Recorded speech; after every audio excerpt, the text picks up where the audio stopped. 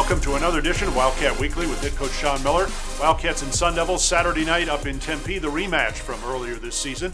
More on that game in a moment, but Coach, first of all, outstanding weekend, victories over Utah and Colorado, and if you can kind of bottle those two together, as good a weekend as you could ask for, certainly with the one-loss record, but what did your team do especially well in those two games?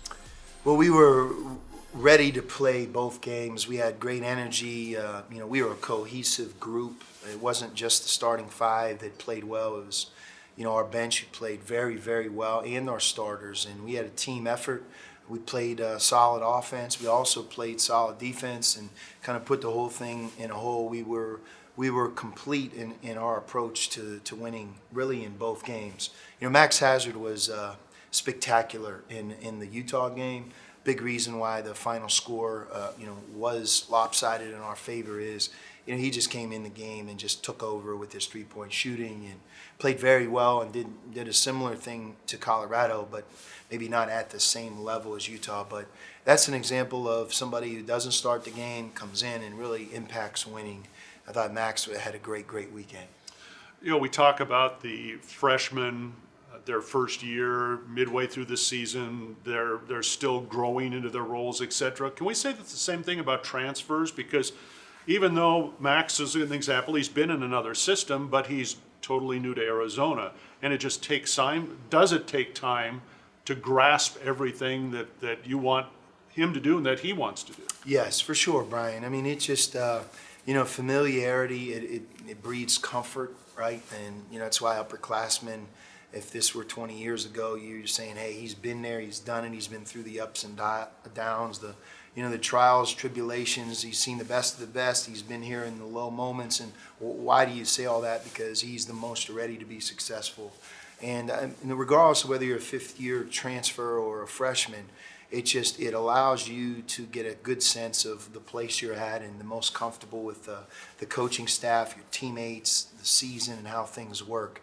And it takes time. It takes day after day, and then you add the weeks together. And here we are over the halfway point of the season, and usually right around now is when you see everybody settle in. It's because we've been on the road, we've lost some tough games, we've won some really good games. We've been through the conference season enough now that I think everybody knows what to expect. All right, first time around against Arizona State, it was the conference opener. It was in Tucson. Your team played very well, won the game convincingly. If you can use that same formula this week, could it lead to a victory again?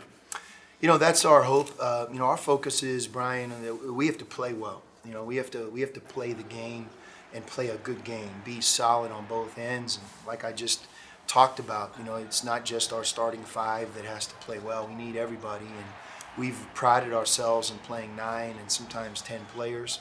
And if you believe in your depth, and on given nights, similar to what we just talked about with Max Hazard, different players are going to be able to step up. And but for us, when we rebound the ball and take care of it, that's when we've been at our best. Even in our loss at Oregon, if you really follow us for really a majority of the game in those two areas, we are excellent. And what are the two things that really did us in?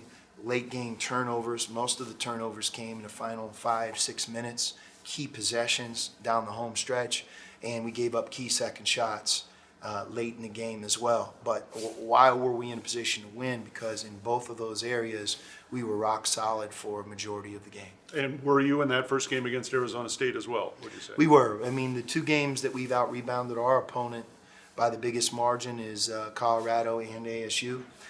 We out-rebounded both by 14. And, that margin speaks to solid defense, blocking out, doing a good job of taking away those coveted second shots that everybody wants.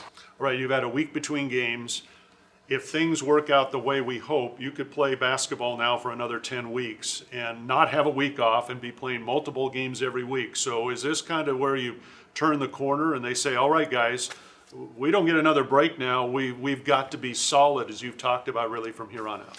Yes, and if this break came 2 weeks from now, we would have a long stretch before that happened. So, we can't control when we're given the week in between games, but in my mind, it comes at a good time, and for us, once we get past this moment, even though we're going to play more games, practices as you get later in the year aren't as long.